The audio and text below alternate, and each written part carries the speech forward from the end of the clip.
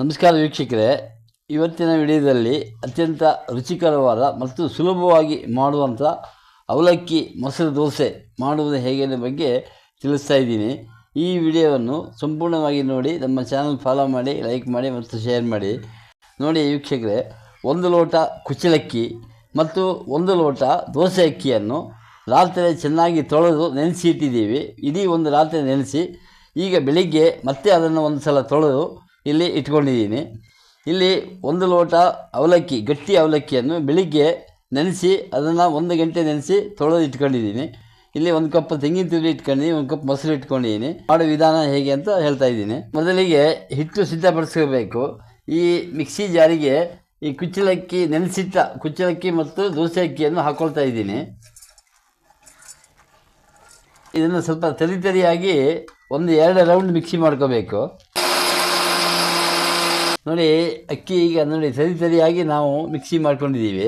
ನಾವು ನೆನೆಸಿಟ್ಕೊಂಡ ಗಟ್ಟಿ ಅವಲಕ್ಕಿ 1 ಗಂಟೆ ನೆನೆಸಿ ತೊಳೆದಿಟ್ಕೊಂಡಿದ್ದೀವಿ. ಅದನ್ನು ಈಗ ಇದಕ್ಕೆ ಹಾಕ್ಕೊಳ್ತಾ ಇದ್ದೀನಿ. 1 ಕಪ್ಪು ತೆಂಗಿನ ತುರಿ ಹಾಕ್ಕೊಳ್ತಾ ಇದ್ದೀನಿ. ಒಂದು ಸ್ವಲ್ಪ ಮೊಸರು ಹಾಕ್ಕೊಳ್ತಾ ಇದ್ದೀನಿ. ಮೊಸರು ಒಂದೇ ಸಲ ಹಾಕೊಳ್ಳಿಕ್ಕೆ ಹೋಗಬಾರ್ದು, ಸ್ವಲ್ಪನೇ ಹಾಕ್ಕೋಬೇಕು. ನೋಡಿ ವೀಕ್ಷಕರೇ, ಆ ಮೊಸರೆಲ್ಲ ಹಾಕ್ಕೊಂಡು ಆಮೇಲೆ ಸ್ವಲ್ಪ ನೀರು ಹಾಕಿ ನೋಡಿ ಈ ಥರ ನೈಸಾಗಿ ರುಬ್ಕೊಂಡಿದ್ದೀನಿ. ಇದಕ್ಕೀಗ ಉಪ್ಪು ಹಾಕಬೇಕು. 1.5 ಚಮಚ ಕಲ್ಲುಪ್ಪು ಹಾಕ್ಕೊಳ್ತಾ ಇದ್ದೀನಿ. ಇದೀಗ ಇನ್ನೂ 2 ರೌಂಡು ಮಿಕ್ಸಿ ಮಾಡ್ಕೋಬೇಕು. ನೋಡಿ ವೀಕ್ಷಕರೇ, ಈಗ ನಾವು ಮಿಕ್ಸಿ ಮಾಡ್ಕೊಂಡ ದೋಸೆ ಹಿಟ್ಟು ಸಿದ್ಧವಾಗಿದೆ. ನೋಡಿ, ಈ ಹದಕ್ಕೆ ಬರಬೇಕು. ಇದನ್ನೀಗ ನಾವು ಒಂದು ಅರ್ಧ ಗಂಟೆ ಮುಚ್ಚಿ ಇಡಬೇಕು. ಆಮೇಲೆ ದೋಸೆ ಹುಯ್ದು ತೋರಿಸ್ತೀವಿ. ವೀಕ್ಷಕರೇ, ಈಗ ನಾವು ಅರ್ಧ ಗಂಟೆ ದೋಸೆ ಹಿಟ್ಟು ಹಾಗೆ ಇಟ್ಕೊಂಡಿದ್ದೀವಿ. ಈಗ ದೋಸೆ ಹುಯ್ತಾ ಇದ್ದೀನಿ.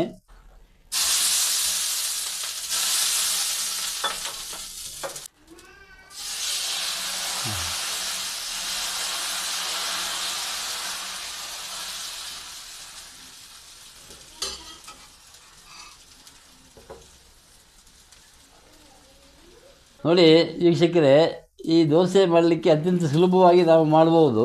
ರಾತ್ರಿ 1 ಲೋಟ ಕುಚ್ಚಲಕ್ಕಿ, 1 ಲೋಟ ದೋಸೆ ಅಕ್ಕಿ ನೆನೆಸಿಟ್ಕೊಂಡ್ಬಿಟ್ಟು ತೊಳೆದು ನೆನೆಸಿಟ್ಬಿಟ್ರೆ ಬೆಳಗ್ಗೆ ಎದ್ದು ತೊಳೆದು ಮಿಕ್ಸಿ ಮಾಡ್ಕೊಂಡು ಕೂಡಲೇ ತಕ್ಷಣವಾಗಿ ಮಾಡುವಂಥ ದೋಸೆ ಇದು ಅತ್ಯಂತ ಸುಲಭ, ಆರೋಗ್ಯಕ್ಕೂ ತುಂಬ ಒಳ್ಳೆಯದು. ಇದಕ್ಕೆ ತೆಂಗಿನ ತುರಿ ಎಲ್ಲ ಹಾಕಿರೋದ್ರಿಂದ ಇದೇನು ಗ್ಯಾಸ್ಟ್ರಿಕ್ ಆಗಲ್ಲ.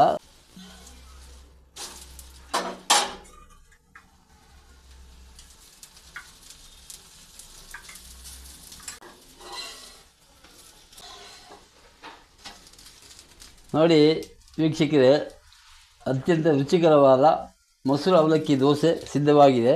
ಇದನ್ನು ತಿನ್ನಲಿಕ್ಕೆ ತುಂಬ ರುಚಿಕರವಾಗಿ, ಆರೋಗ್ಯಕರವಾಗಿ ಇರುತ್ತೆ. ಇದನ್ನು ನೀವು ಮಾಡಿ ನೋಡಿ ಮತ್ತು ನಿಮ್ಮ ಅನಿಸಿಕೆಗಳನ್ನು ತಿಳಿಸಿ. ನಮಸ್ಕಾರಗಳು.